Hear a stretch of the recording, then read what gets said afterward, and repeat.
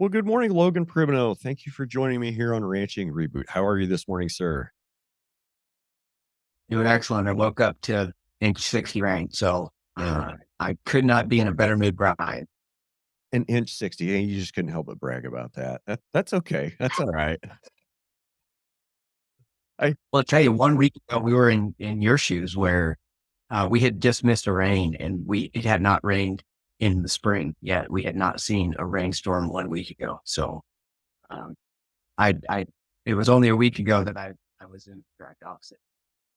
well, I mean, for those of you out there in podcast land, this is kind of like let's just call it the 10th of May. Um, you said you had an inch 60 overnight. I don't think I've had that since January 1. Yeah.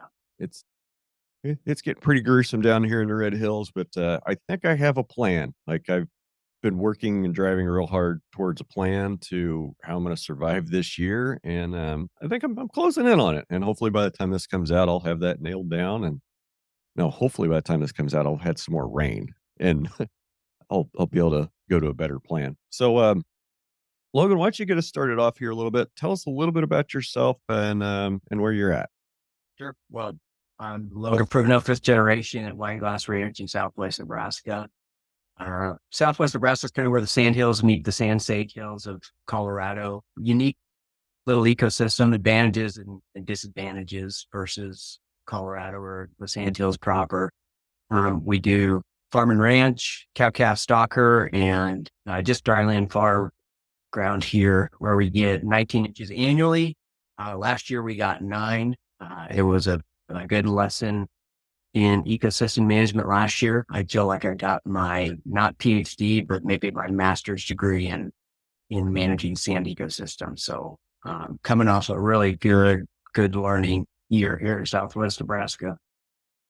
Okay, you went through that a little quick. You said you do have some dryland farm ground. That's correct. Yep. Okay. Um, Now tell me a little bit about and there's some grass in there too. Yeah. Yeah. So yeah, we've got a couple ranges. Um, you mind telling me like roughly what kind of acres you guys run grass and farmland balance? Sure. So it'd be about 20,000 grass and about 5,000 dryland farm acres. Okay. Well, fair little spread. You could run a few. Imagine just 3 or 4 head, just a few on that. And assuming it doesn't rain less than 10 inches. Oh, yeah. Maybe we can get through the next 2 hours and not completely focus on the total lack of rain that we've had for the last 3 years. So what? I'm not sure where to go from here. So tell me, Tom, how do you guys graze cows up there? So my dad went to Ranch for Profit in the late 80s with Stan Parsons, came back and decided he was going to go whole hog. Um, Developed our ranch in the windmill style system The where, wagon wheel style. yeah, where you have one water point and then it's kind of extensively fence developed. I was in junior high when he was doing that. I built the fence. We had a fence crew for many years to kind of go out and develop it. So I'm a second generation management intensive grazer, which is pretty cool. There's only a handful of them. One of the coolest things about you'd be one of them. I know some in Colorado, but we're 1 or 2% of the ranching population. And the cool thing about it, Brian, is we didn't have to convince our dads or our grandpas that this crazy idea will work, right? You and I grew up with it. And so we're kind of blessed where we can take it to the next level. And, we don't have to prove it to ourselves or prove it to the family members that it's a system that works. So we've been doing management intensive grazing for a while. We're not mob grazing a whole lot. We do mob graze some cover crops, but on the range, we try to hit each pasture 2 times a year for less than 7 days each time. So 5 would be ideal. We don't generally get there on most of our paddocks. And I'd love to hit each one just once, but again, we can do that on some of our pastures. We haven't figured out how to do that on all of the paddocks. So when you're talking mob grazing, is that is that what I would call a strip grazing, like a daily move and an ultra high stock density? So, like, what would you where do you where do you define the transition between, a normal move and more of a mob graze? Is that a stock density question for you? I think it is. I think there is a textbook definition for mob grazing. It's X amount of beef pounds per acre.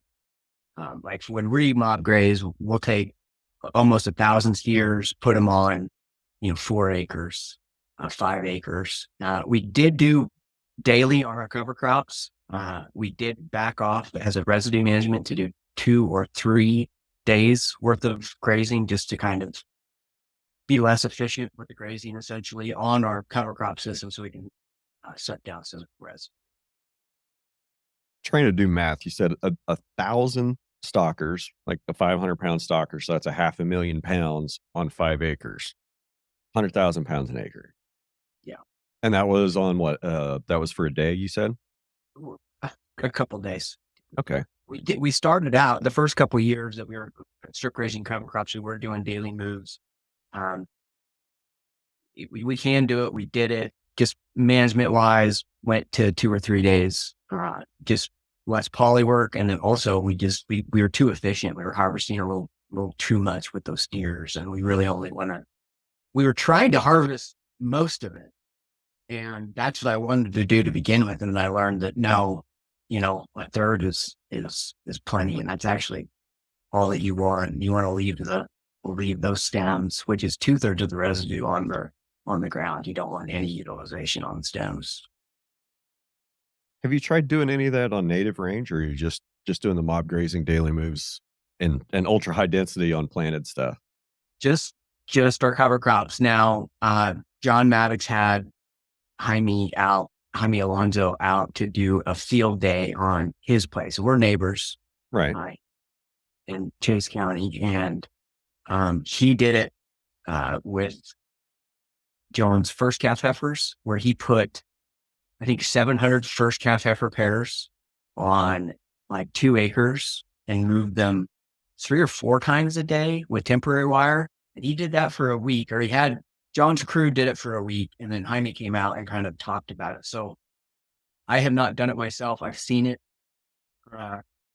Interesting. I wonder if that's not the future utilization for maximizing the return on your rangeland acres.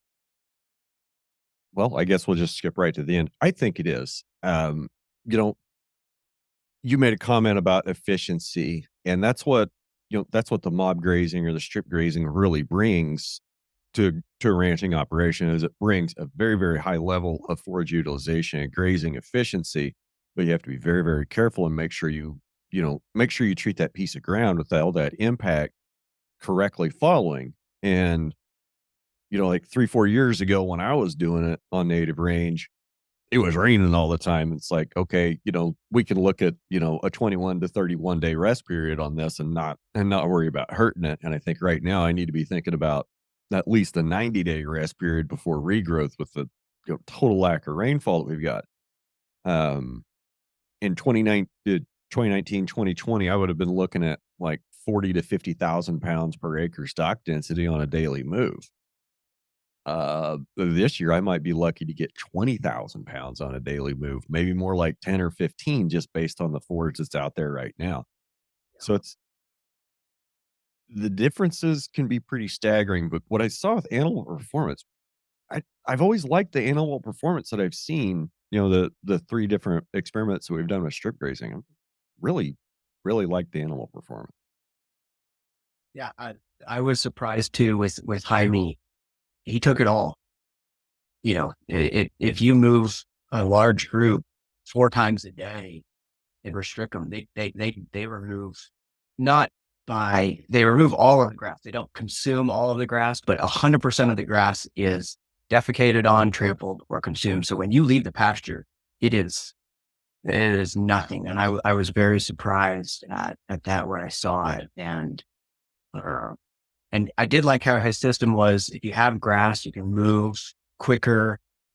You can also supplement in like the back pastures to kind of create residue. He really had thought through the different tools that you can use. And one of the keys was there are 3 rules to his system. It's fat cows, fat cows. Like that was really, a lot of times we can kind of get lost in the weeds on the grass management, and I've done it myself. But his 3 rules were fat cows, fat cows, fat cows. I think because there were some wrecks essentially early on. Okay. I mean, and I can see that, that we kind of get caught up that, focusing on grass or, well, I guess we'll borrow a quote from that school that shall not be named. There's no sense in hitting bullseyes if you're aiming at the wrong target. You ready to get some sponsorship before we start dropping their name every other hour? Well, that's what this thing is for. Every time I push that button, Dallas owes me $1. Oh, Yeah, that joke goes back to like episode 2, I think, or one of the first ones. But yeah, we focus on the wrong things, and at the end of the day, what are we trying to do? We're trying to put pounds of beef. We're trying to put pounds of beef on somebody's plate, and the doing that with the most efficiency that we can, employing techniques like strip grazing and, mob grazing and cover crops, and finding the breed of cow that can convert our pastures more effectively than anything else. Fat cows. Okay. It, I say this all the time. You can feed condition and fertility into anything. And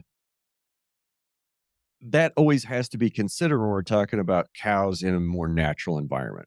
Because yeah, we can I can take a cow, put them all in my pasture, and I can have supplement tubs out there that'll make her look awesome, and my grass looks like crap.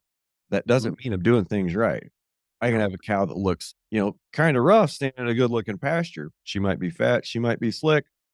Okay, she's not going to win any shows, but she's still giving me good calves. That's a cow I can get behind. yeah, I agree. And supplement too, and you can supplement with additional acres. So, I mean, you can give your cows double the acres of, what you should give them, and they're fat and you think you're doing a great job. But if you're accounting for fair market value of the rangeland, it's the most expensive supplement on the planet. And so I see that also in my area, just giving them extra acres and pat yourself on the back because everything looks good, even though you don't have the right genetics that can thrive on a limited resource. Yep. And we're talking about just the few minutes we visited before mashed the record button. Man, there's some good stuff in there. Um, you know, competition, not competition. Man, I'm gonna have to edit this a little bit, and clean up some of these pauses here front end because I don't know what the hell I'm talking about this morning. It happens every once in a while. Um, and no, we talk about cows, cows on pasture, cows on cover crops, and you know, we talk about supplementing and feed and condition into them. One of the things that I learned or got, one of the concepts that kind of got beat into my head fairly early, through my course of, list of hearing my dad come back from ranching for profit, going myself, was you need to have an enterprise that fits your environment. And Alexander Ranch is 7,000 acres of native range. There's not a lot of farm ground around here. A couple of neighbors have some wheat pasture. There's some wheat pasture down here on the river, but it's not much. Like the ranch is kind of in the middle of grass country. So I had to build a business based on the resources and assets that I had. A grass ranch. Yeah. So I have cows that can do good on grass. And similarly, up there on Wine Glass, you guys have some farm ground. So talk about that a little bit. Talk about how you use your farm ground in conjunction with your native range to maintain stocking right through the year. So we'd be the opposite of you. We are surrounded by farm ground. So our neighborhood here in Southwest Nebraska would be about 1/3 irrigated ground, 1/3 dryland farm ground, and then 1/3 range. So our ranch we spend our ranch, quote unquote, is mostly farm ground. So like if you look at our AUMs harvested per year, close to 60 to 65, kind of depending on the year, we spend on farmland. So it's kind of a different deal. And then north of us, you go 60 miles north of us, and it's back to where you are, where it's just range, as far as you can see, with maybe a little bit of farm ground. So we are very unique in that we spend most of our time ranching in the Corn Belt. So I kind of call it the corn coast of ranching. It's very different. And the cool thing about it is, Brian, is especially in Nebraska, Kansas is kind of the same, that rangeland rents are just out of control. And we figure one day on farmland is roughly like half the cost. Corn stalks would be a big one for us. We do a lot of residue grazing, and the minute I can get a cow out on corn stalks, my cost per carry house. So we try to maximize the days that our steers, heifers, and cows spend on other people's farmland or our own. It almost sounds like that's backwards for me. Like you're getting your cheapest gains in the dormant season because you're on crop residue and covers, and your summer's the most expensive season for you to get through. And for me, it's the total, like it's totally backwards. Summer's the cheap, easy season for me to get through because that's what most of my resource is. And I really struggle to make through the winter because protein and forage availability. Yeah, you're right. And then you go west of us, and it's the same as you are, right? We're in this really weird niche where we have an abundance of residue to graze, and yeah, if you feed hay in Wyoming, your costs double as soon as you start feeding hay, at least double, right? This year it'd be more than double. So we're in a very unique spot. So how do you use let me back up again. I think I think I captured it right when you said about 60% of your total AUMs, your total production comes just off the farm ground, which you said was about 5,000 acres. Oh, we rent a lot of grazing ground. So we we it's on other people's farmland. It'd be of the 60%, it'd be mostly on other people's farmland. Right. What I was getting at is that 60% of your AUMs comes from 20% of the land base. Correct. But since we go all over the county renting this ground, so it kind of comes from 20%, but the reality is we rent a lot of residue, a lot of cover crop grazing for other people. So that 5,000 that we farm is just what we farm year in, year out. We do a lot of just grazing for other farmers. So in the 80s, everyone in this area, everyone 50 years ago, every farmer in Chase County had cattle. And in the 70s and particularly the 80s, the farms sold their cows to survive. So there are very few farmers in our part of the world that have cattle. So we're able to put our cattle on their farm ground because they had sold out of their herds. During all the consolidation and of the 70s and 80s and the farmer feeders getting shut out of the business. I can see that. And I can see that that'd be a growth market, as more farmers start learning about regenerative agriculture practices and the benefits of cover crops and the benefits of having livestock graze the cover crops to bring the fertility back. You're probably set up pretty well in a growth market for that. We are, and it's very limited the number of people that can do that. So, we build a lot of sheds, tear down and build a lot of sheds. We have a full-time employee where probably 80% of his job is just fence management. So it's intensive, but we can do it. We can do it on a large scale for guys. So we'd like to advertise ourselves as the best forage harvesters in Southwest Nebraska. Probably not a whole lot of people that can argue with that claim. Not a whole lot, no. It's I know it's been dry up there. Is that primarily like corn, soybean country? Yeah. So it's changing though. I tell you, 10 years ago, it would have been Oh, probably 75% corn, 10% beans, maybe a little alfalfa here and there, but more silage crops. We're getting corporate farms coming in from both coasts, buying ground, turning it into organic uh, alfalfa that just gets wheeled out of the county. So it's shifting for sure.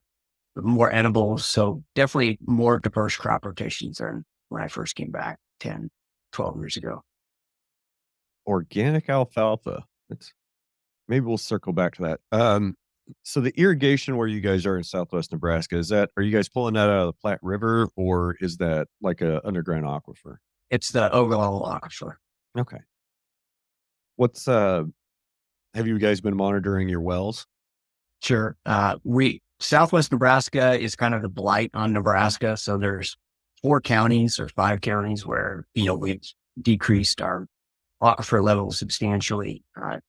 90% of Nebraska, it's at pre-development level or better, but Southwest Nebraska, and it depends where you are. You go up to Ogallala, 100, not 100 miles, so 50 miles north of me, they really haven't drawn down the aquifer at all. And then you go to Dundee County, Banquelin, they've used about half of their water already. So, and we're somewhere in the middle. We've got about 200 feet of water. We've used about 40 or 50 feet of those. Okay. But that's not an issue for you because you guys don't irrigate, right? Not irrigated. Now we graze irrigated corn stalks. We will rent ground, grow cover crops on other people's irrigated ground. So we own no irrigated ground, but we've indirectly benefit from. I mean, I don't think there's anything wrong with, using somebody else's. It's just I see irrigation as a lot of expense and a lot of risk. You know, uh, they've been screaming for a long time about, the Ogallala, the levels in the Ogallala dropping and parts of it going dry. Okay, I get that. It doesn't make sense to me to be pumping water from, 400 or 500 feet below the surface to grow a crop today when we're not sure how that water got there in the first place and it's not coming back. Just Oh well, it's why it works in the state of Nebraska is the sandhills. To be completely frank, is the sandhills recharge the aquifer, and then the southern farmers take the water out. So in essence, the sandhills are kind of subsidizing the irrigated systems in the state. interesting. An interesting little thread you started to pull on there that the pasture was subsidizing the farmers. Maybe we'll get back to that one. Yep, that's my bold, my bold tagline I wanted to bring to you, Brian. Well, the farmers get a lot of subsidies, corn farmers, soybean, alfalfa, they get a lot of stuff that, a guy that's in the direct to consumer grass fed beef doesn't get. There's a lot of benefits to that, to the commodity production, quote, conventional scheme of production, because there's a lot of government subsidy involved in keeping that system going. Yeah, it is crazy, how long that's been, and it seems to be only increasing and growing as the years go by. Hopefully that's a trend that'll reverse. But, you know, it, how far are we from the point where all agriculture has to be subsidized? Like, Well, I mean, if you look at it, ranching was never subsidized, never really got government payments, and that has changed in 10 years, and it's drastically changed in the last 3 years. It seems like ranching is somewhat going away of the commodity crop production. yeah, I mean, I can see your point, but I think that a lot of livestock production, especially a cow calf, it's too diversified, and there's not too diversified. It's it would be a hard one to really try to capture, on the cow calf side. I mean, once you get that calf to weaning size, then everything after that's a pretty standard process. I mean, you can round peg, round hole those, every single one of those calves that comes out of that system, comes through a sale barn. It's a commodity now, and we can take that and plug that into the backgrounder yard. We can plug that into the grow yard. We can plug that into the feedlot, and we can pump it full of, corn and soybeans and make it gain within a pretty reasonable window. And all that crap subsidized. Yeah, it is. And but so is we're talking about the drought. We're getting drought payments now that didn't exist 10 years ago. So and it's one of those, I reluctantly cast a check, and I don't want to pretend like I don't participate in these programs. I mean, I participate in all of them. So I'm the largest hypocrite I know, put it that way. Well, if it's there, you might as well use it. Yeah, my neighbor says that you're going to spend it better than the government, so you might as well take it. They're just going to build atomic bombs or send to Ukraine. You might as well take your short. Yeah. Yeah. They're going to inflate and print the economy out of existence. You mentioned, you said you made a comment about corporate farms coming in and buying up ground and growing alfalfa. And man, I can't help but think about what's going on in Arizona. There's several large alfalfa farms in Arizona that are using Colorado River Basin water. And it probably wouldn't be a big deal if these alfalfa farms were like growing alfalfa to send to cows in the Texas Panhandle or something, but they're not. They're owned by Saudi Arabia. Exactly. They're owned by Saudi Arabia, and they're growing alfalfa to send to Saudi Arabia to feed cows and horses in Saudi Arabia. Now, why do they need alfalfa grown in Arizona to feed Saudi Arabian livestock in Saudi Arabia? Isn't that crazy? Because they could do that? Well, the Saudi government made it illegal to grow alfalfa in Saudi Arabia. I didn't I heard that part. It's literally illegal to grow alfalfa in the Saudi Arabian desert by government decree because it takes too much water. Wow. I had not heard that. And okay, so this is all verifiable. Somebody else has already put all this information out there, but it takes 5 acre feet of water to raise a crop of alfalfa or, on alfalfa all year. 5 acre feet is the same thing as 60 inches of rainfall. Seriously. Well, how many inches is 5 feet? I mean, that's what it is, right? That's how rain's measured, right? If you get an inch of rain, that would cover the area that the rain fell over 1 inch deep. That's how that works, right? Well, an acre foot's the same way. It's 1 foot of water over an acre. Yeah.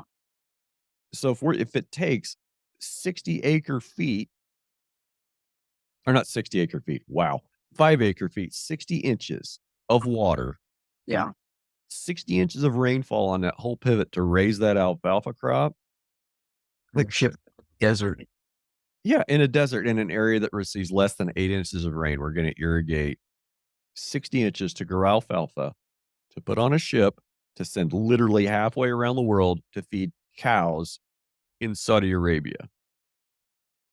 Doesn't make a lot of sense. It doesn't, but for some reason, it's entirely legal for foreign nationals and foreign companies to own land in the United States and benefit from U.S. federal crop subsidies. Yeah, and it's happening to a lesser degree, in ranching. I mean, the state of Nebraska, they're the 4 largest landowners are, people, billionaires that don't live in the state. It's the control of the land is becoming increasingly more corporate. And that is a newer thing in the history of American agriculture. Okay, we'll go down that road. So Bill Gates. Mhm. Bill Gates is one of America's largest landowners. He owns the most amount of, quote, farm ground, 275,000 acres ish. Call it that. Sounds like a lot, I mean, even you and I that own, we manage large tracts of land. We can agree that 270,000 acres is a lot. Well, it's a lot of farm ground. Yeah. Nobody's talking about Ted Turner. Yeah. I mean, Ted Turner has, I think his land portfolio is 2.5 million acres. Yeah. Ted, I don't know if it's Ted or the Mormon Church, but those are the top two landowners in the state of Nebraska. And it's not even close. I, yeah, I think Ted Turner has I know he has 3 or 4 ranches up in the Sand Hills, and I think you put all 3 of them, you put them together and they're gonna blow Bill Gates' stuff out of the water. Oh yeah. And then Deseret, I forgot about Deseret. They've got ranches everywhere. Yeah. And they buy those guys too. And same thing, what I'm seeing in my county is they buy these corporate farms, they buy sections per year and they grow very, very, very fast. And Mormon Church, they buy a ranch every year or every other year, 10, 20, 30, 40,000 acres a year. And it's, guys like family farmers, it's like to buy a section of grass or two a year would be a miracle. So they're big and they're only getting bigger. Does it stop or does it stop, reverse, or does the trend just kind of continue and the small generational operations get marginalized and pushed out? I don't know the answer to that. You know, we're at the crossroads now. Like that alfalfa ground, it it leaves the county, the profit leaves the county. Um, you know, I wonder if agriculture isn't going that direction to where there are just outposts and there are the labor class that just services the land and it's a billionaire ownership and we're just the little worker bees. That's probably a little bit more of a dystopian future than I'd like to believe we're heading for, if that makes sense. With corporate control of all the land, and the food supply being all commoditized and everything is, ultra processed. I We can't live on seed oil. We can't live on vegetable oil. We have to have animal fats. We cannot we can't keep fooling ourselves that we're gonna replace, natural fertility cycles, natural mineral cycles with chemical fertility for very much longer. We're getting to the point where I feel like a lot of the unnatural systems and unnatural mechanisms that we've put into place, industrial mechanisms that we've put into place over the last 100 to 150 years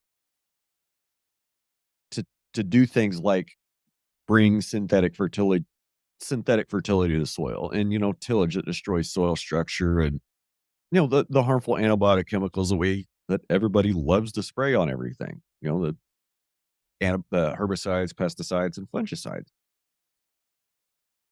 At what point does nature say enough? At what point do we say enough that, because we're all the same stuff. You, me, cows, grass, dirt. We're all the same stuff. We're all literally made up of the same building blocks.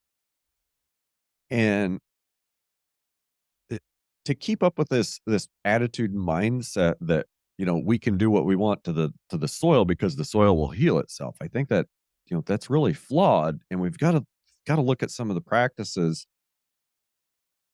that agriculture engages in as a whole and start questioning some of them if we humans want to have a future on this planet. Yeah, I think that we're now discovering the whole seed oil era uh, was a disaster, and we I hope what we find is that we unravel from it. I don't. There are a lot of vested interests that we continue to pump ourselves full of seed oils, and I hope that we're entering a period where we're leaving that. But I am skeptical is the reality. Well, we got lied to for so many years. I mean, first it was sugar's fine, fat is bad, fat will kill you. And then like what they thought they were saying about, fat turned out to be not quite true. So fat still had to be the bad guy. So we'll just move the goalpost on that. Oh, carbs are fine. So it's trans fats that are bad. And at every step of the way, I mean, we're about the same age, aren't we? You're in your 40s. I turned 40 this year. Okay.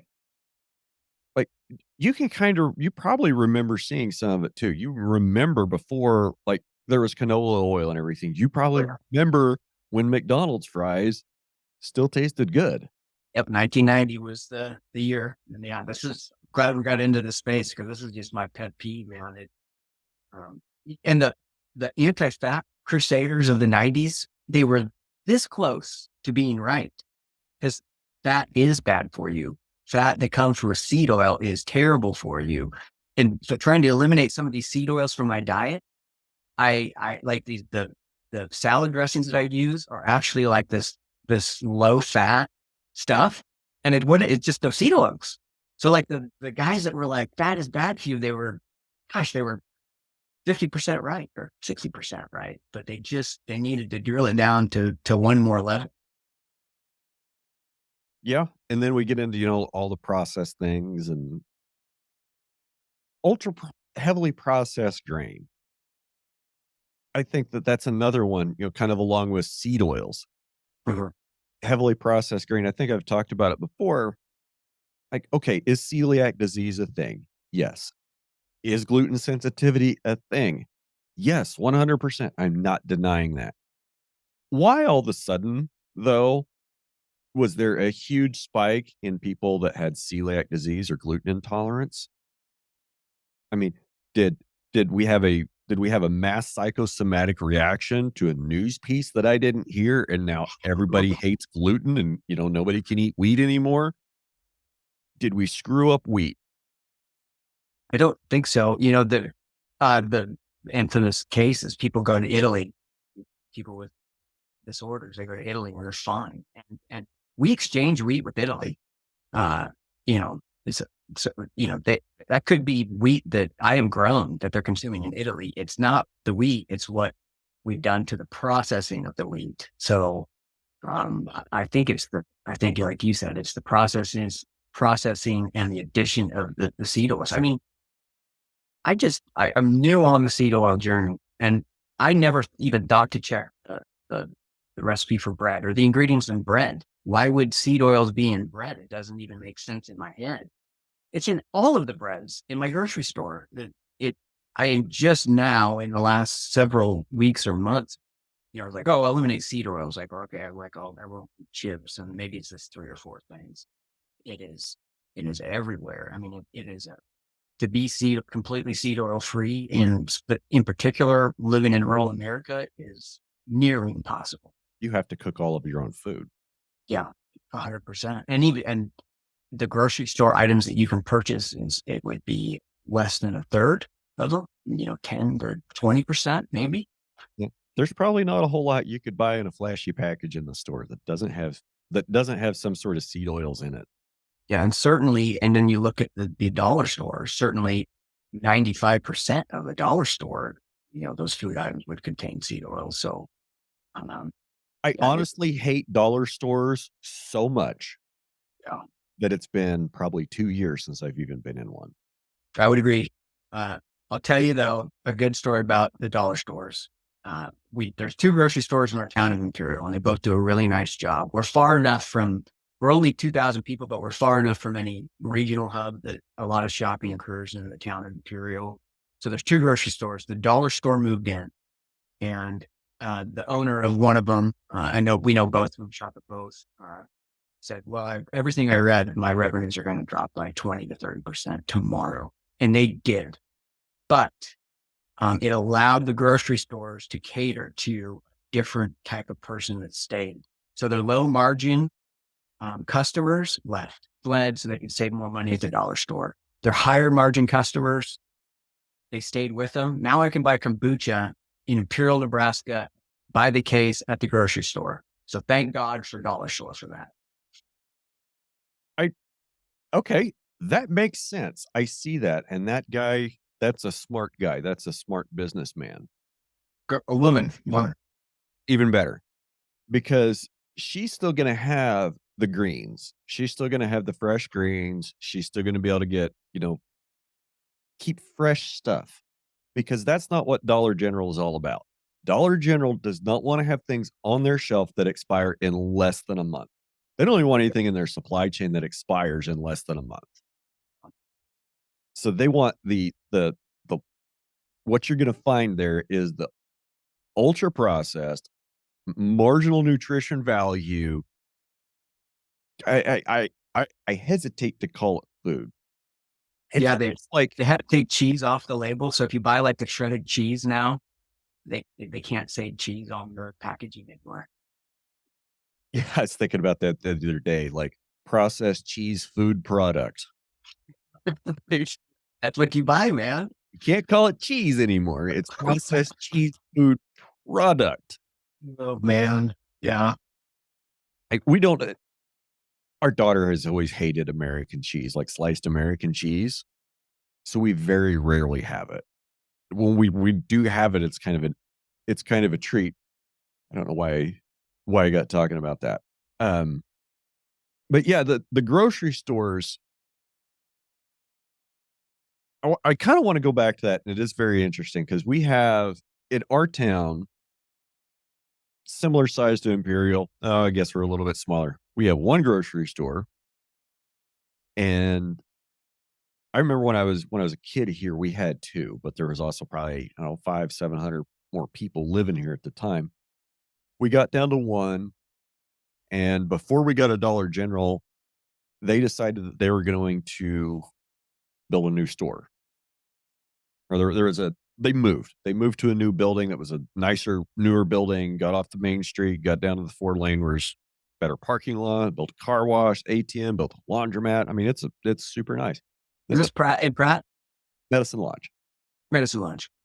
Uh, Pratt has we have a grocery store called White's, and it's part of it's an IGA, it's an independent grocery store.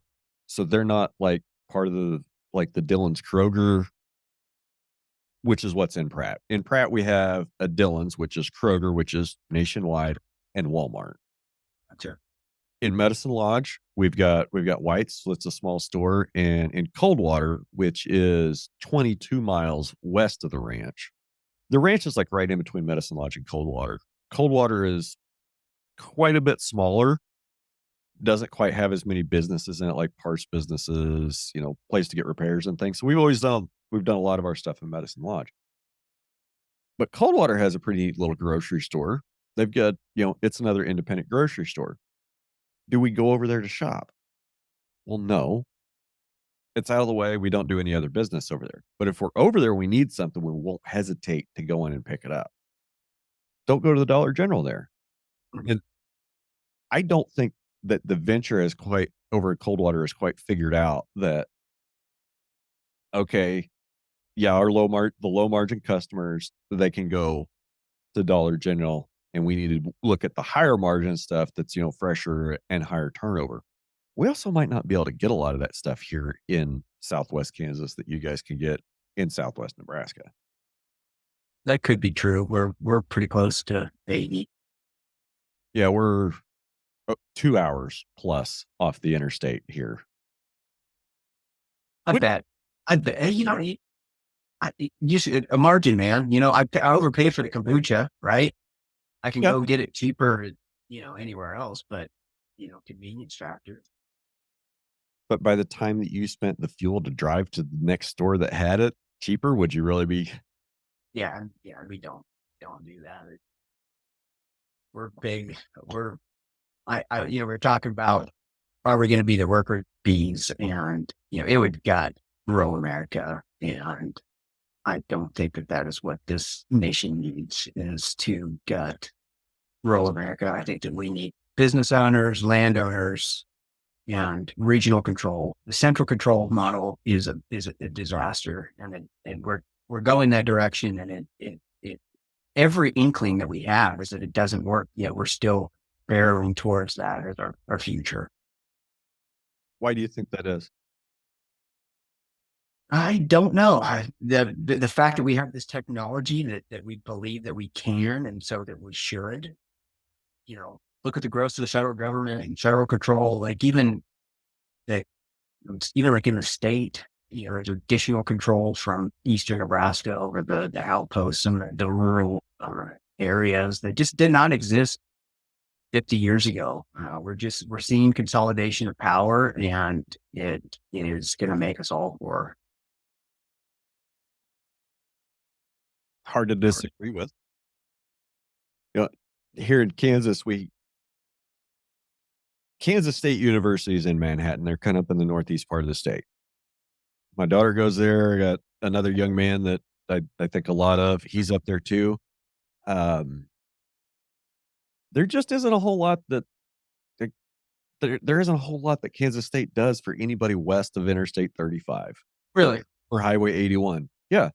Um, and it's always been the sense that we get, from our lawmakers in Topeka, from the educators from Kansas State University, that Kansas basically stops at Highway 81, and there's just nothing worth talking about or doing research on west of Wichita. Interesting. I think Nebraska is different, but we do have the panhandle. And so we go so much further west that I don't think they can afford to do the same. So, But there's the Platte River Valley, which is corn from coast to coast, pretty much. and then the Sand Hills, which is a huge chunk. Yeah, largest intact prairie in North America. Yep. And then east of that, you get back into farm country. Mhm. And so there's several big landforms that kind of, span a lot of area. So in Kansas, we get the Flint Hills. That's in the eastern third of the state. Well, it's in the middle of the eastern third. And what's the western third of Kansas? Well, from the 30,000 foot view that you're going to get going over an airplane, western Kansas is corn, beans, and cotton under pivots. Like, that's the view you're going to get, and there's some scattered pastures here and there. So the Sand Hills, Nebraska Sand Hills, largest intact prairie system left in North America. Red Hills of Kansas is on the list. Not sure where we are in the top 5, but we're there. Oh, really? Flint Hills, Red Hills, Smoky Hills, Lusk Canyons. Yeah, that's a short list. Wow. That is a short list, isn't it? Yeah. We plow. We've lost just in the United States alone. We've lost, 15 million acres of prairie in the last 15 years. They're active. They're going away, and it's crazy how fast it's happening. Oh, I think it's worse than most people realize. Have you ever heard of Dirac Twidwell Yes. and rangeland analysis platform? Yeah. Have you sat through one of his presentations? I have not. I'm just familiar with him. I just know of him and the system. I haven't had any personal experience with it. If you get a chance, you should go listen to him talk and look at that rangeland analysis platform tool. It's a very powerful tool, and you'd probably get some value out of it just going and messing around with it. Anyway, I was trying to seg you into talking about habitat loss. We're talking about losing the grasslands, and we just have these few remnant pockets of prairie. Would it shock you if I said that we were losing the prairie faster than we did in the 1880s? Probably, yeah. Would. Well, it's a fact. Really? Losing the prairies faster than we did in the 1870s and 1880s. When it was, you had millions of people out there actively sod busting, and we're losing more now. And instead of busting the sod, which is still happening. We're still breaking it. There's still people putting in plows. Yeah, it's happening in my county. as recently as a couple years ago. Yeah, don't worry about all that dust blowing across the interstate, guys. Don't worry about that because we got to feed the world. Anyway, so yeah, there is still some being plowed up, but most of it that we plowed up has already been plowed up. And the habitat loss that's really concerning, especially from Drax point of view, and what the data that is in rangeland analysis backs up and shows, we're losing our intact prairies to herbaceous vegetation Yes. faster than we lost them to the plow 100 to 150 years ago. Like, Yes. Yeah, we're in Nebraska, man. We're watching those cedars are just knocking on our door, and we thought we were so far enough west that we'd be all right. But John has a different ranch too. He would not be necessarily sandhills. He'd be more of the harder ground. on Maddox. Yeah, John Maddox, and he's going to be doing some birds here as soon as we can get the fuel to do it. But I mean, we've got those cedars are knocking on my door, and I've seen it like the Lois Hills over there by Curtis, Nebraska. It's just taking over places. I've been onto a couple ranches there, and um, they're causing more damage than anything. And you know what they're doing is, it's we collectively, like the government has spent trying to eliminate or control those. It's hundreds of millions of dollars. And they did an analysis on this, and they're like, what is the benefit that we got from this, let's say $500 million investment? It's like, well, we're going to reposition, and we're just going to try to preserve those places that haven't been also right, which would be, as far west as we are. And so my ranch here is, we're 20 miles from the Colorado border, to kind of give you some perspective. Okay, so you're straight north of, say, St. Francis, Kansas. That's exactly right. Okay. Um. So cedar trees. The shift in the policy on how to deal with them, and then the invasive trees, like you were just kind of alluding to, a lot of this has come from Drax research and showing that the millions and millions of dollars that they've been spending for the last 20, 30 years up and down the plains from Texas to, up into South Dakota and Montana, like they just haven't had any effect, and they can show that. And now the theory is we need to go find a place where we can hold a line and find core areas that we can go in and hold and defend. One of them is here. The other one is probably just east of you over in the Lusk Canyons. And so a couple of weeks ago, it's probably like right at 2 weeks ago now, I got invited to go up to Northwest Kansas, go up to Stockton. You know where Stockton is, right? I do. I got invited to go up to Stockton to talk about cedar trees and burning. And I went to school in Hayes over 20 years ago. So I'm very familiar with the drive from my ranch to Hayes. And I don't go to Hayes as often as I used to. There's a nice sushi restaurant there. Oh, really? Yeah. I'll have to It's actually pretty good. So next time you're in the area, check it out. Last few times I've been going through Hayes, I've been going through it about Mach 9, trying to be somewhere else in a big hurry. My brother-in-law works up there. I'll have to go grab him and introduce him to some good sushi. Anyway, the drive up there, I mean, I can remember there being barely any cedar trees going up Highway 183. I can remember there being almost none around Hayes. And I can remember my dad in the late 90s. We took a trip up there one day. Now we were riding together, and every time he'd see one out in the pasture, like if he'd spot a 12-inch cedar tree a half a mile out in somebody's cow pasture, he'd be like, well, there they are. They're coming. They're here. Yeah. Didn't really think anything of it, back in the mid 90s. And now here we are, we're middle-aged men, Right. and that 12-inch cedar tree 20 years ago has turned into 40 acres of the damn things, and that cow pasture's a cedar forest now.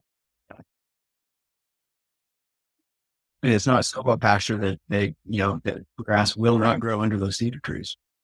Oh yeah. Oh, that's a fun one.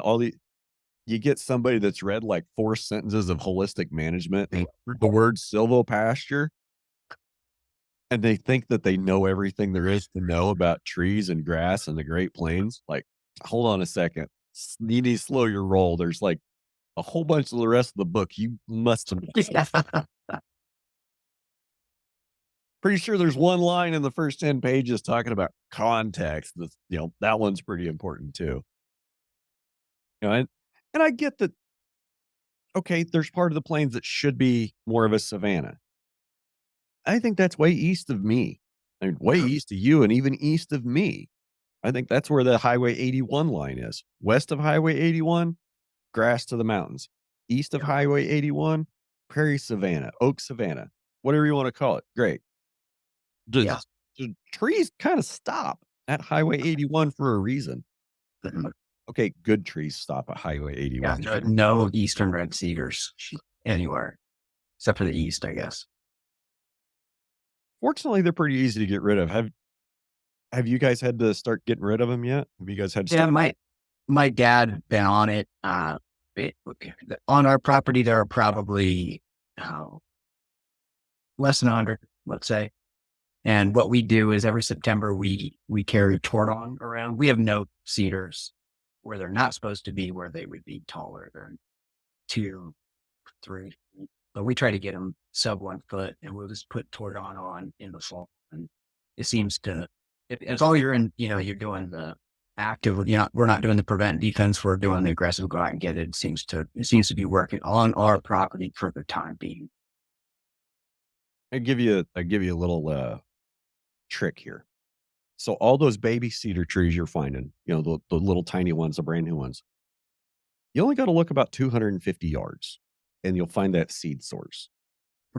Because the birds that like to eat the cedar berries, the berry has a digestive dwell time of about 7 minutes, which equates to about a 200 to 300 yard flight radius. So, yeah, now the rest of the good news is, have you noticed that that only about 10% of the cedar trees will have berries on them? I have noticed that. I didn't know it was less than 10.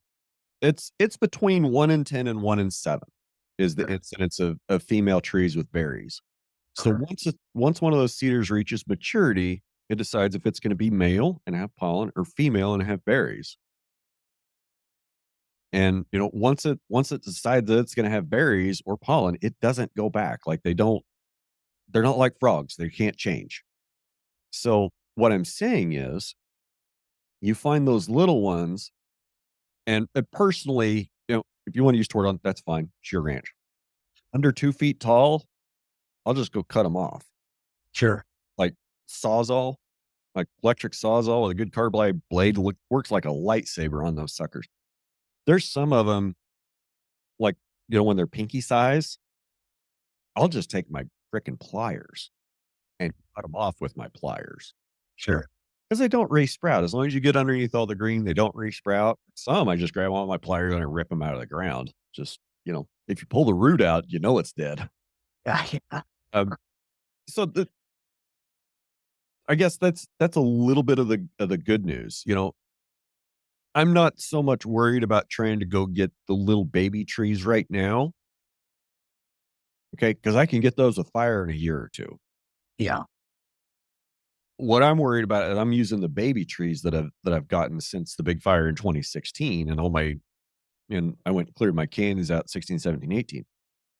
I'm looking at those little ones to help me find the females that I've missed. Okay. Getting rid of those females. And then I can let those little babies grow for another year or 2 before they hit maturity, come through with a fire and smoke all those sub 4 foot trees. Yeah. So eliminate the berry trees and as your strategy. Yeah. I mean, you spend an awful lot of time going out and cutting the little ones or, putting Tordon on them, but until you start targeting that seed source, you've just got job security. Yeah. If you actually want to start working on the problem, you got to go after that seed source. Yeah. And they come from the windbreaks, that were established. So they build out from there. So that makes a lot of sense. Oh, we got to plant all these windbreaks, keep the soil from blowing, Logan. Didn't work very well, did it? Oh, no. This one was even better. The trees bring the rain. We got to plant the trees because the trees will bring the rain. Well, that would plows bring the rain, trees bring the rain. Neither of them proved to be very successful. What? Maybe we should say high density grazing brings the rain. Maybe we can get that one to catch on. Get everybody to at least try high density grazing for a little bit. Worth a shot. Seemed to work pretty well for the plows and the trees. Oh goodness. Ah. All right, man. What? Tell me some more stuff. Tell me. We were talking at kind of the beginning that you and I are both second generation rotational grazers, managed intensive grazers. And I spent a few seconds thinking about that. That's a short list. Like I've met several others, but it's a short list. And you said your dad went to ranching for profit the first time in the late 80s. Very similar. I think Ted went in either 86 or 88. I can't remember. I can't remember. And it seems like a lot of the guys that went right around that time did some really transformational stuff and really set themselves up on a different track. Like your dad, Jeff, Kit Farrow's another one of those early alumni. Burke Tykert is another one of them. So it's just interesting to see, some of the trajectories and how some of the ranches that have had influence from Stan Parsons and Alan Savory for over 30 years and see where they're at now. And I think some of the evidence of that is there was some sort of an award you guys won last year. Yeah, we got the Leopold Award for the state of Nebraska. Can you talk about that for a little bit? Sure. For those that don't know, tell us what the Leopold Award is. Well, Aldo Leopold was a conservationist before the term conservationist existed.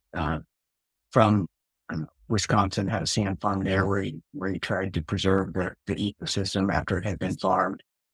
Anyway, it's adjacent to his estate, but essentially but with regards to him, Aldo Leopold, and it's awarded to land stewards that farm a ranch with the ecology in mind. And a lot of my friends had received it before me.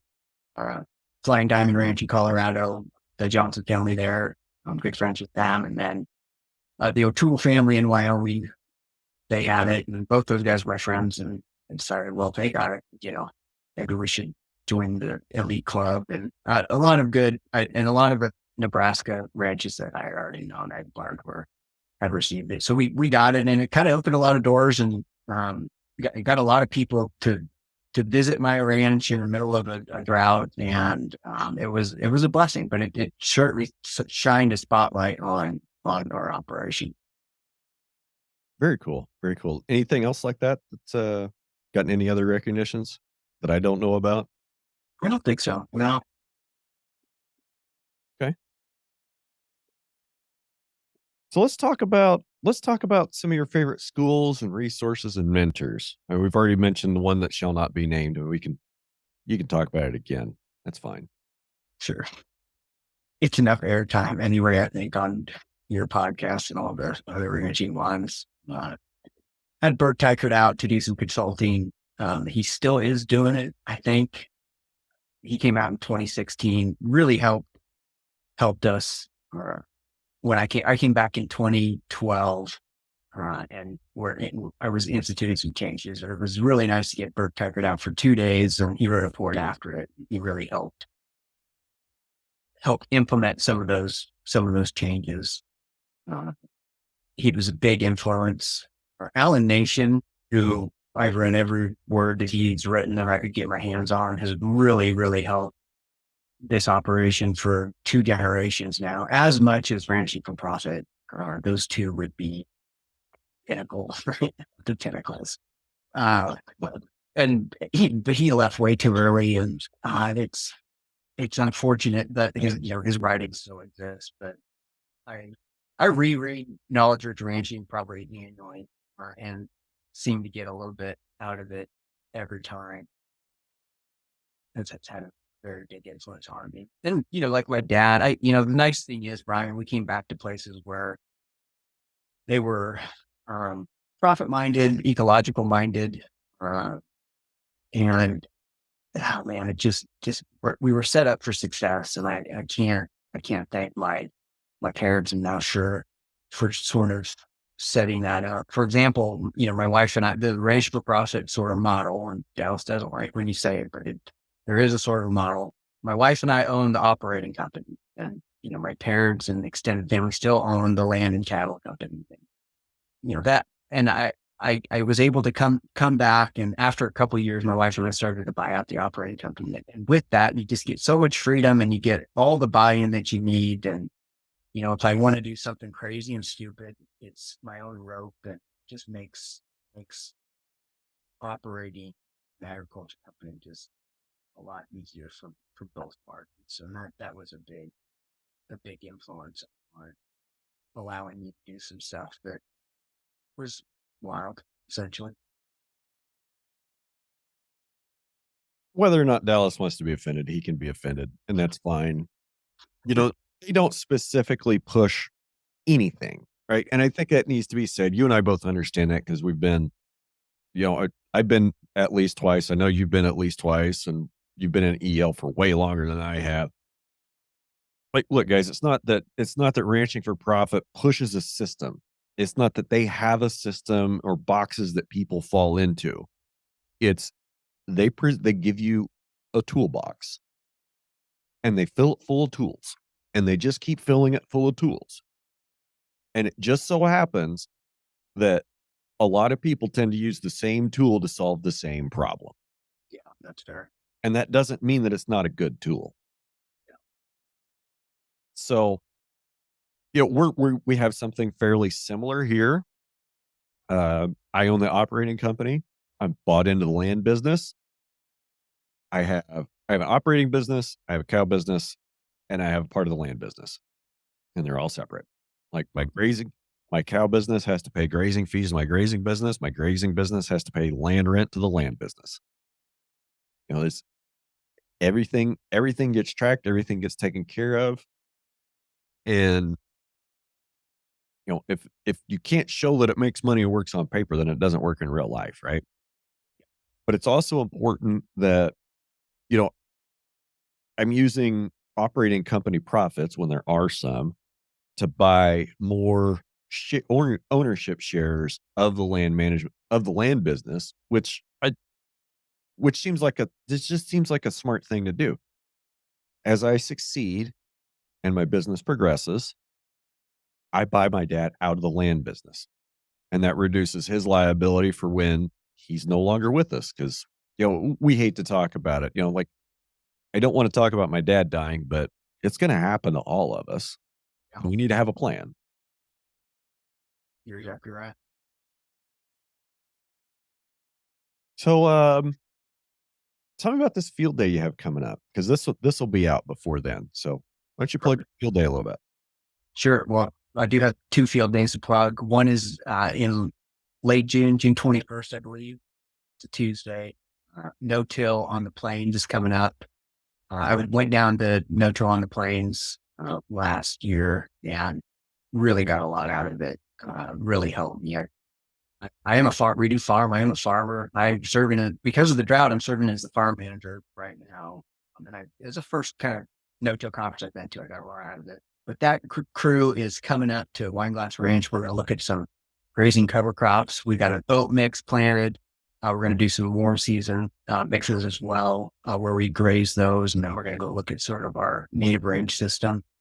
I love to get people out here and boots on the ground. I think there's nothing that There's nothing that substitutes from that. For myself, I've been on, my peers probably been on 4 or 5 ranches outside of their immediate area. I think I've been on, 70 or 80. It's kind of been like my strategic advantage. And I think this is a great opportunity to get a bunch of people out on wine glass and see what we do. Last year we had a couple of field days. We had 9 inches of rolling rainfall. We had ample cover crops failed. And you know what? I went and showed people my failures.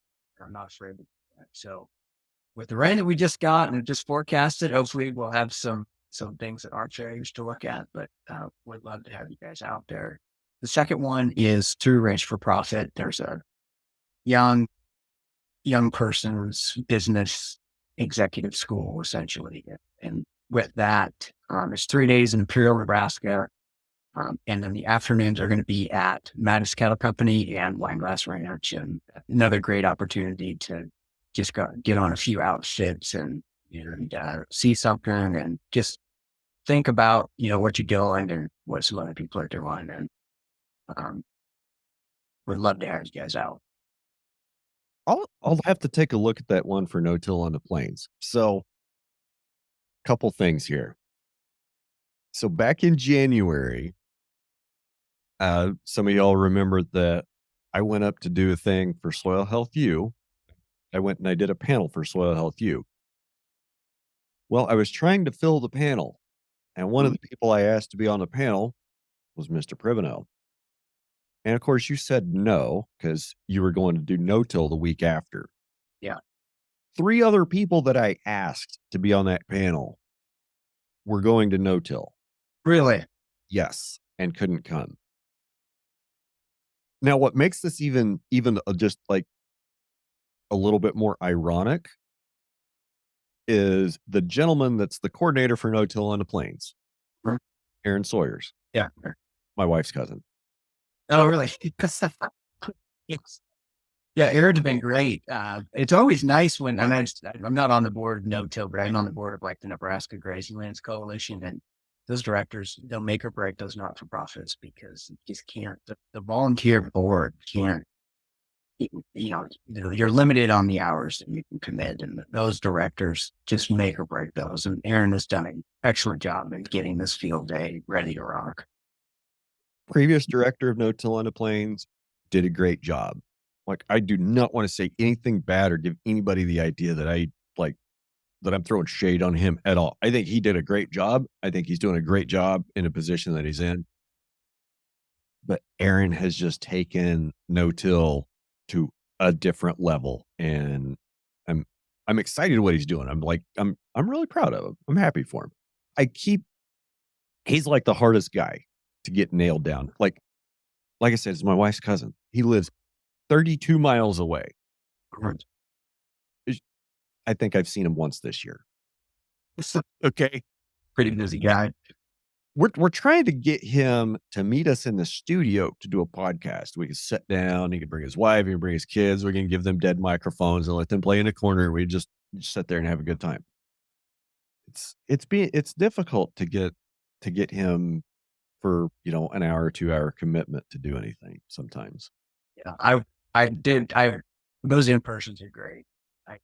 I Google map the distance between us, and I thought about getting down there, but I think it's 7 hours or not. I thought we were closer than that, but we're pretty far south there in Kansas. Yeah, it's probably every bit of 6, 7. I mean, it take me like 3 to get up to Stockton. We're further. Thank you. I mean, I love doing them in the studio. Yeah, granted, this is easier. Doing one in a studio, though, that's literally a whole day for me. Because if somebody's gonna drive at least a couple hours to come to me, that we're gonna go do a studio podcast, you're getting a ranch tour, and we're gonna tour around the Red Hills, and we're gonna spend the whole day talking. Yeah, and it's probably gonna be 2, 3, 4 o'clock by the time we're done in the studio, and by that time I'm probably pretty much done and ready to go home and hide in the dark basement with nobody around. But that's my thing. But yeah, I really enjoy them. It's a better show. It's a better interaction. And it's a lot of fun getting to meet people. So it would have been on the release schedule, should have been 2 episodes ago, episode that I did with Hunter and River from Smooth Ag, and, um, those kids were very interesting. I won't give it away because, like, it's weird. We're talking about an episode that was 2 weeks ago when y'all are hearing it, but when we're recording it, it still hasn't come out. No spoilers. No spoilers, but it's a good episode, and, if you didn't listen to it, go back and listen to it because it's pretty cool. Um, yeah. What else you got? You got anything I forgot to ask you about? Well, costs, economics, man. Uh, Costs are ballooning. This inflation thing is just eating us up. We've got a labor force too that we're managing. Everything I buy uh, is close to double in value, and everyone's getting real excited about $1,500 calves and all that, and it's tough. It's tough to navigate as a rancher in this environment. And we just heard we had record prices for fat cattle. It all filters back in. Nobody has made a buck yet, kind of in the industry, and that's an overgeneralization. And rancher profit actually challenged me on that. But overall, no one has made a buck yet because of the increasing costs that we've had. And it'd be exciting to kind of see what comes of this in the future with this new cost structure and the rules of number of full-time employees per animal unit. They kind of were pretty stable there for 10, 15, 20 years. And I think we're entering a new era in that where uh, you know, fewer people are going to be managing even more stock than they did than 5 years ago. I can see that point, but there's a tip over where you can't handle what am I trying to say? There's a point where you can't handle more livestock effectively. There's a point where you cannot monitor more livestock effectively. And, so the benchmark that they like to throw around in RFP and EL is 1,000 AU per full-time labor per FTE, full-time labor unit. Mm. And, okay, there's operations that are very effective and very productive with 500 AUs per labor unit. And there are some that run closer to 3,000 animal units per labor unit that are very productive and efficient. It's like anything else. We got to be careful about a generalization because they're just that is a generalization to encompass the differences between agricultural operations between, say, Southern California and Maine and the sandhills of Nebraska and the swamps of Florida. It's I think we have to take things with a grain of salt. Yeah, and that's kind of why they went away from the AU per full-time employee to the a gross product per full-time employee, especially like these grass-fed to finish operations. You don't, to make the same money, you don't need a fraction of the cattle if you're on your customer base. So they're evolving with that, and we're right now we fluctuate around 700 animal units per full-time employee, which we spend most of the time off the ranch. So, it kind of hurts us in that regard. But we do a lot of fencing, a lot of driving, a lot of care. So we are not at the benchmark currently. I don't think anybody's at the benchmark. It's kind of like normal rainfall. Well, what's normal? Normal's a setting on a dryer. You know, You know, the interesting is like the Rex Ranch outfits are because they've got scale and those animals never leaves the property bounds. And so they're able to kind of achieve that more readily than people that are kind of hustling and partnering and going out and having their cattle graze different areas at different times.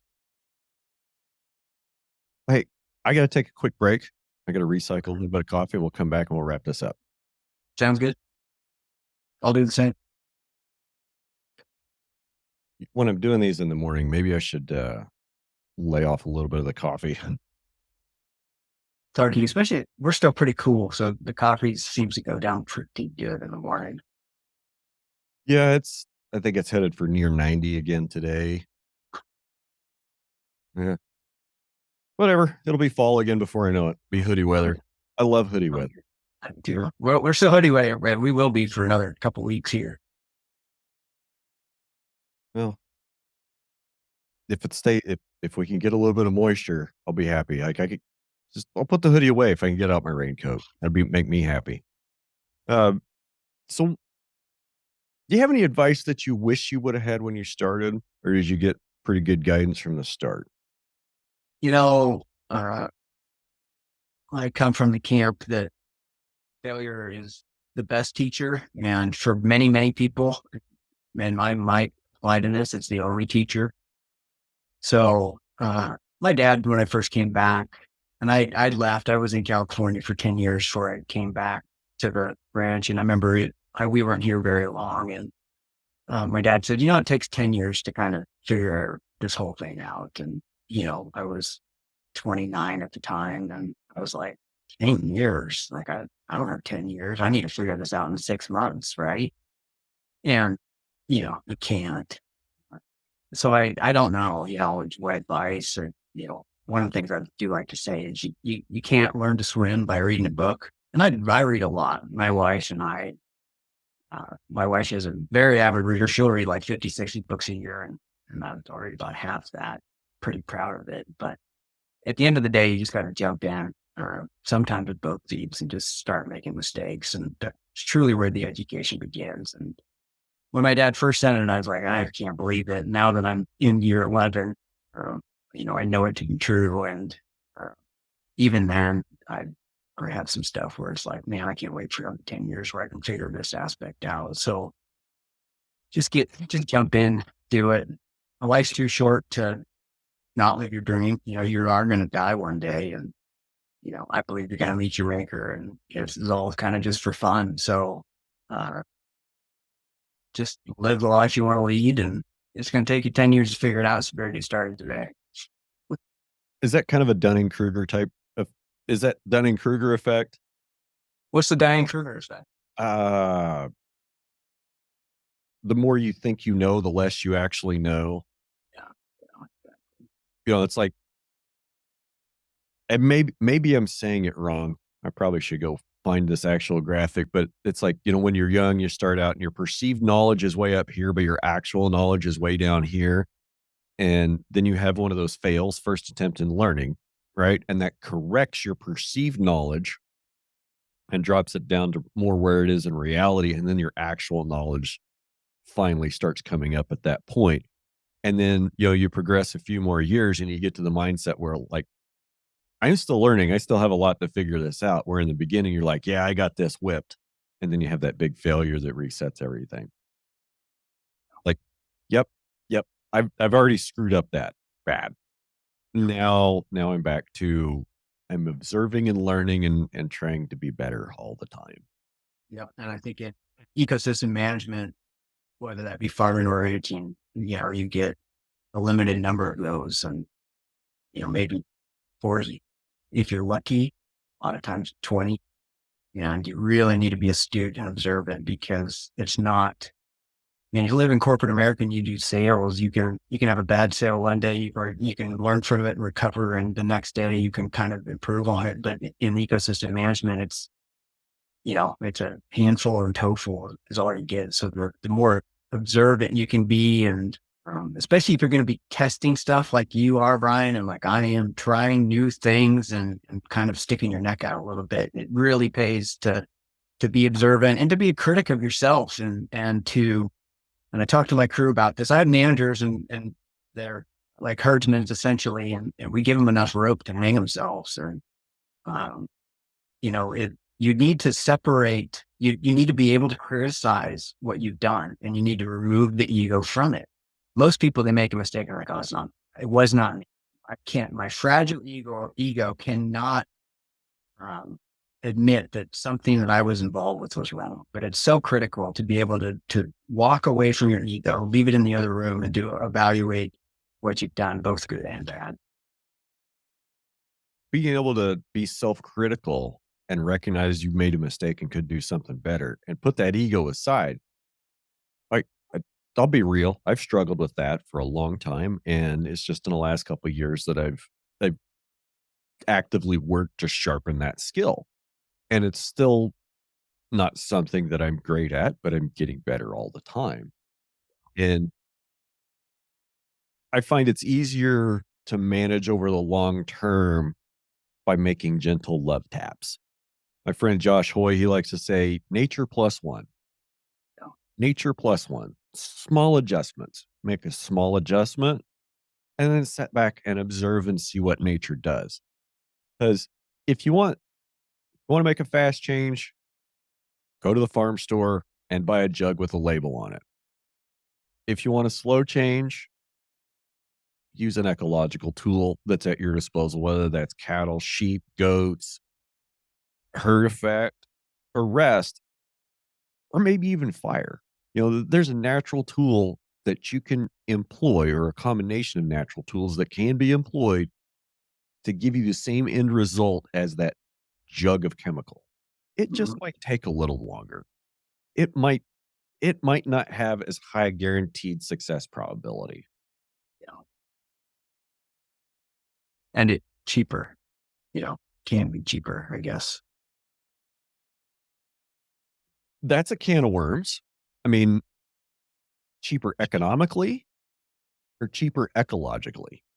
Well, yeah.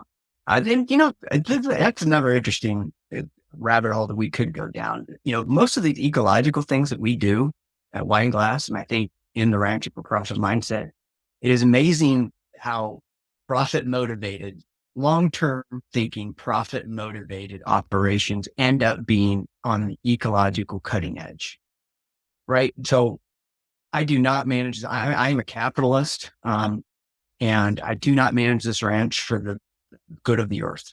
I manage it so that I can acquire capital. Uh, and it lends itself, if you're a long term thinking about ecosystem management, it's cool how in concert profit motives and long term profit motive is tied with their ecological advances.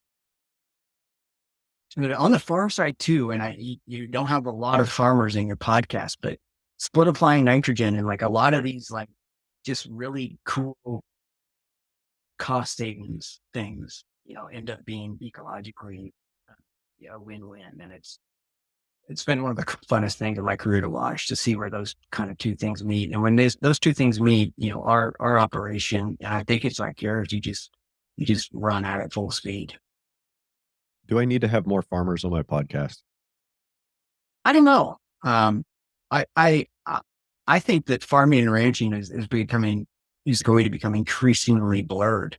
Alan Nation predicted that um, cover crop grazing or forage grazing would sweep the corn belt. You know, and he was always right. Alan Nation, his timing was off, and I think some of these subsidies that we talked about are kind of obscuring that reality. But um, I think the future of the past, and I don't know, take this with a grain of salt because this is just what I do personally for a living. But I think the line between the cowboy and the farmer in our areas is going to become increasingly blurred. So that's interesting because I'm not going to say that I would share the viewpoint that they're going to be closer together. Um, I can maybe see part of that perspective, but I feel for my truth that that's not really. Let me back up. Like I could see how that could go both ways. Alan Nation, rest his soul, he's probably right. Cover crop grazing, sweep the corn belt, but I think there's a few things that need to happen before then. A, there needs to be massive subsidy reform because the current crop subsidy system that encourages basically production at all cost and completely ignores things like wind, water, soil erosion, soil pollution. Um, that has to change. I think we're back to the saying, there's no sense in hitting bullseyes if you're aiming at the wrong target. I've talked, it's been on the podcast recently. We talked about carbon. You and I we have an offline carbon conversation coming. Um, you know, and some of the conversation I've had about carbon with some other folks, like namely Paul Brown from a couple weeks ago, was they're going to take carbon from ethanol plants in Iowa and pipe them to Western North Dakota and inject them in the ground. Like, is that carbon capture? Yes. Is that technically sequestering tons of carbon? Yes. Is that a bullseye we should be aiming at? Probably not. The carbon that you and I can sequester is in the soil. It's in the top 6 feet of the soil, and it's sequestered by the action of living roots that are stimulated by grazing ruminants. And the carbon only stays in the soil when the plants stay in the soil and the soil's not tilled and the soil's not sprayed. So when we start looking at what it takes to actually build soil organic matter and soil carbon in a natural system, all the synthetic fertilizers go away. All the tillage goes away. Not all. Okay, most. Well, Almost all the chemicals have to go away. Almost all of the tillage has to go away in order to transition to a carbon economy, to carbon capturing of soil. And it's great to put on a lefty environmental suit and go like, yes, let's do this. But I think the reality of it is, and this is politics aside, left, right it doesn't matter anymore because they're all this, it's both parties are the same anyway.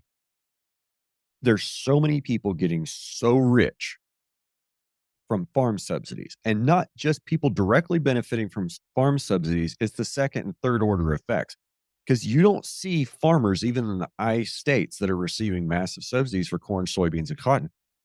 They're not wealthy. They not might buying be, ranches. they're not buying ranches. They're not buying more ground, not at 25 to $30,000 the acre. I promise you that. You like, without naming names, like, you find me a big farmer on social media. Find me a farmer on social media that meets these criteria, owns the land, owns the machinery, and doesn't take subsidy. God, I don't know. I don't know the person. I'm not that person, and I don't know who that would be. And and the point I'm getting to is, okay, on Wineglass Ranch, owned by the Pribbeno family, managed by the Pribbeno family. Okay. And the Pribbeno family makes up part of the labor component on Yep. wine. So if there's an ecological goal you want to pursue, you don't have to go talk. You as ownership don't have to go convince management that it's a good idea and explain the plan and how to execute the plan to management. And then management doesn't have to go tell labor, because you have all of those layers in one silo, like me. Yep. I mean, Yep. you have other family members and employees. I got my dad on the board and I've got me as management and labor. Okay. So, like, if I think something's a bad idea, I'm not going to do it. I mean, Yeah. it's pretty hard for me to talk myself into a bad idea. Not impossible. Not impossible. Not impossible.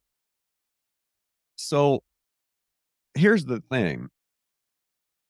And you and I both understand this from the point of view that, we have the labor management ownership silo all in house.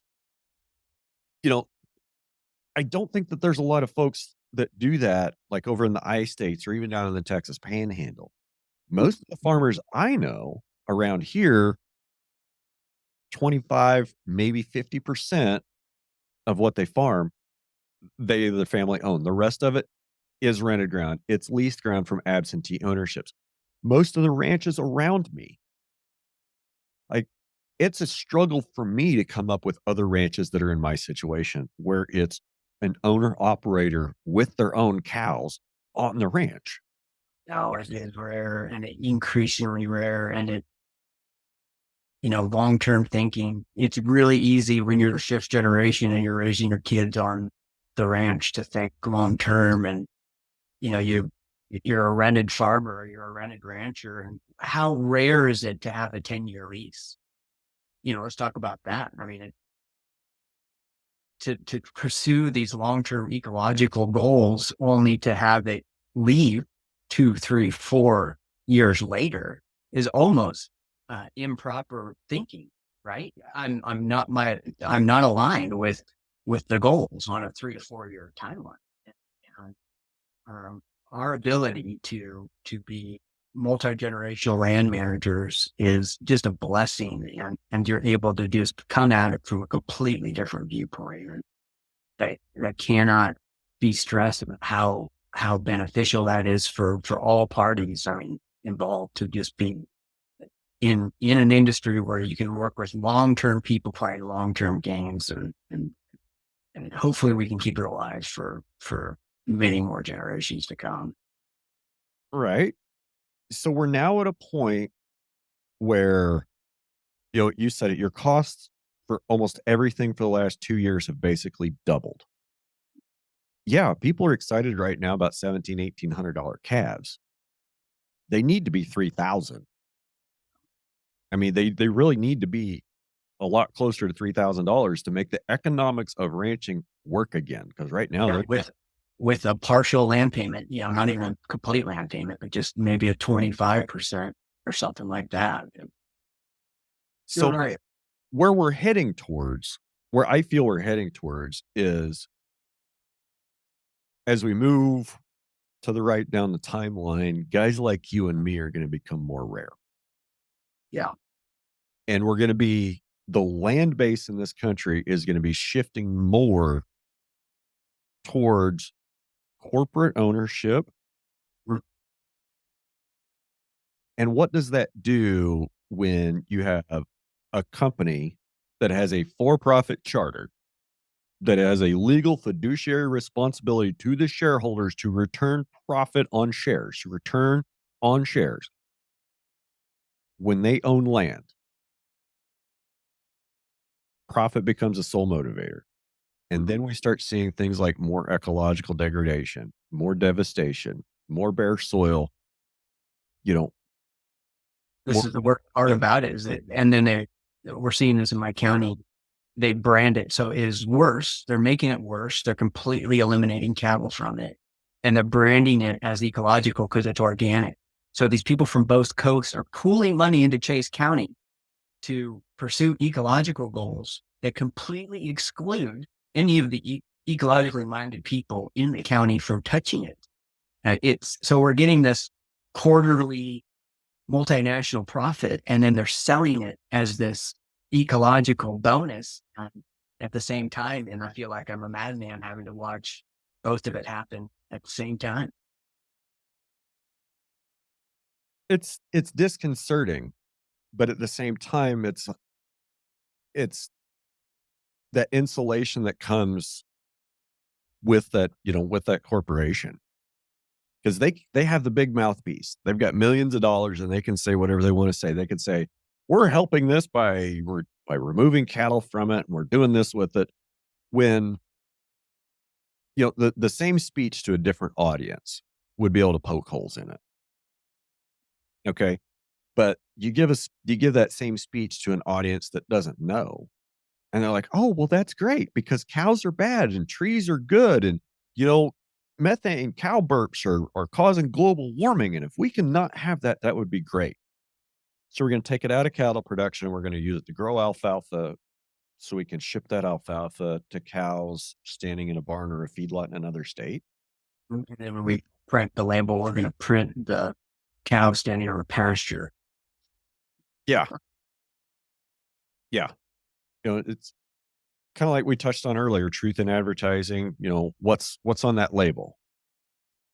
And I can't remember where I've seen it, but there's somebody that says that if it has more than 5 ingredients on the label, you probably don't want to put that in your body. Yeah. Okay, I get that. Well, go find something that's got 5 ingredients on the label or less than. You're not going to find it at Dollar General. No. You're not going to find that at Dollar General, and that's fine. That it's the disconnect. It's just this huge disconnect between the people that consume the food and the people that grow it and the people that are selling it. I remember, gosh, I remember there was a billboard somewhere in the Flint Hills we used to drive by. You say every Kansas farmer feeds 67 people in you. And then it was 76. And then it was in the 80s. And then it was in the high 90s. And it was 120. And now it's like 145. Yeah. And a person can read that one of two ways, that one farmer feeds 145 people. And it's just so marvelous and so wonderful that we can produce such an excess of food with all of our labor, that American agriculture is so efficient we can grow all this food. Or we can look at it the other way and say, that's horrible. That's horrible that only one out of 145 people is involved in growing food. Only one out of 145 people has a connection to their food. That is a tragedy. It is. And the economics of it too is ecosystem harvesters, and as part of our society, we have decided that those people are the lowest paid members, and so we economically incentivize people to leave that production because they've decided it's the lowest value thing that you can do. Did we decide that as a society, or did government decide that by application of wage controls and subsidy? I don't know the answer to that. I know the reality. I guess I don't know what led us here. I think it probably was a combination. Be hard to put your finger on one specific factor. I'm sure it's a lot of stuff rolled into one ball of wax. Unintended consequences. I think it's one of those unintended consequences that they didn't see coming. Or it was a consequence that somebody saw coming and they were told, no, you're a crazy, whacked out conspiracy theorist. That's not what the intent of this is, and that'll never happen. Well, the conspiracy theorists were taking hold. I just started reading Robert Kennedy's book, The Real Anthony Fauci, and it's about a bunch of other stuff. I just dove into it this week, but I think we're maybe not too far away from the conspiracy theorists kind of running this country for a change. It seems like the difference between conspiracy theory and mainstream and headline news is about 6 weeks. Yeah. Yeah. Wait till the sea oil thing hits the mainstream news, and it has to eventually. It's killed many of us, and we're just ignoring. No one would even know about this if it wasn't for Twitter. We'd still be eating, soy. You'd think it'd have to, but it's like the whole Ansel Keys and the sugar lie, that has been blown wide open. I mean, wide open. There's been articles in periodicals. There's been, big articles in large periodicals about it. Yeah. Mainstream media. No, like there's all kinds of data and information coming out, like, from the sugar lie and the fat lie, nutritionists, there's not nutritionists, there's doctors, like Sean Baker's one of them. There's probably a half a dozen I could list if I wasn't on the spot about it. But coming out against seed oils, coming out against processed foods, against ultra processed grains, and these guys like Sean Baker. The guy's 60 years old, has got a phenomenal physique, and he eats like 6 ribeyes a day. I'm not saying everybody needs to go full Liver King. I mean, do not take $50,000 worth of steroids every month, kids. I don't know who needs to hear that. Do not do that. I think there is definitely a lot of health benefits that some people get by completely cutting out seed oils and eating meat only. I don't think I'm one of those guys. I like coffee.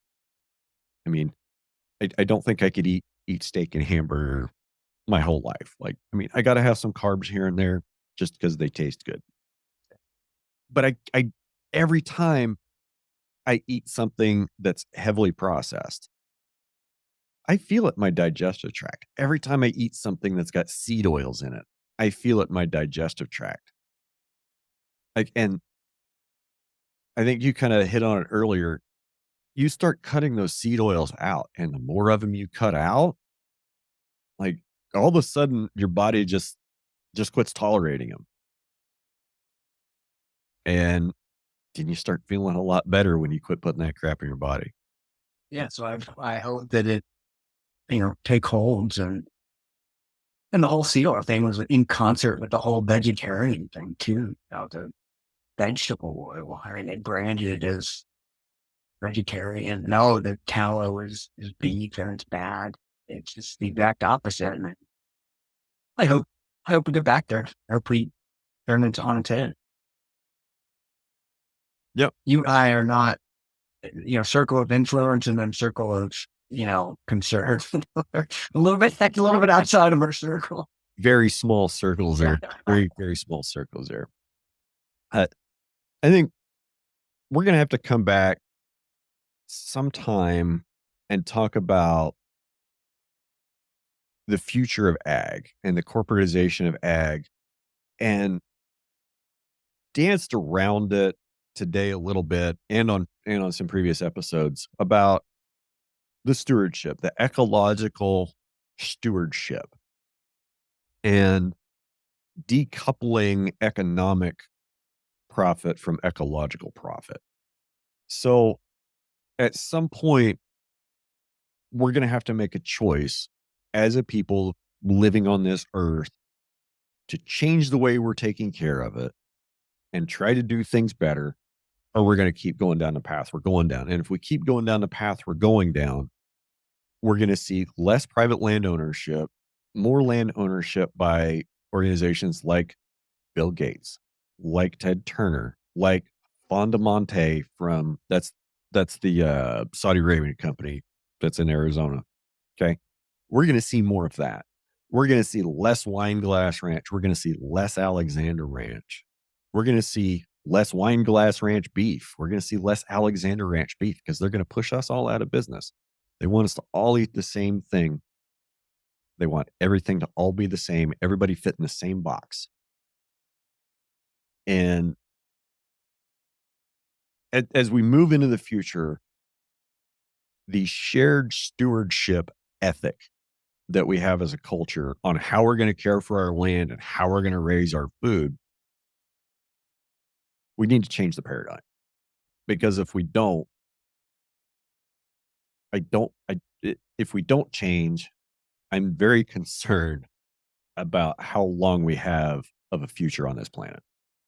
Well, Brian, you'll be glad to know that in 7 billion years, the sun is going to engulf the earth, and, don't lose too much sleep over it. The end is that.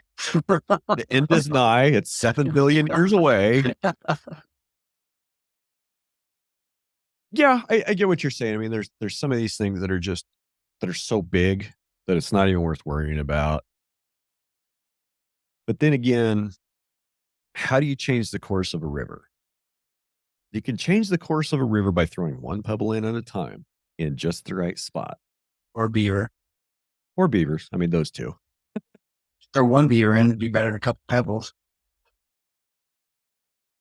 Okay, you just screwed up my analogy. So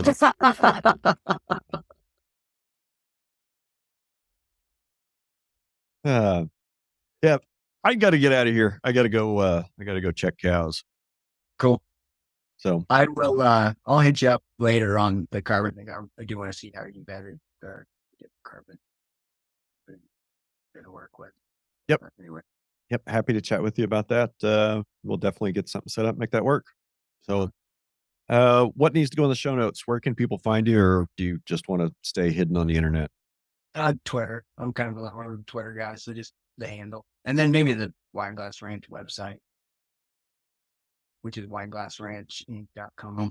We're going to sell some cows here in 3 or 4 years to help with the generational land transfer.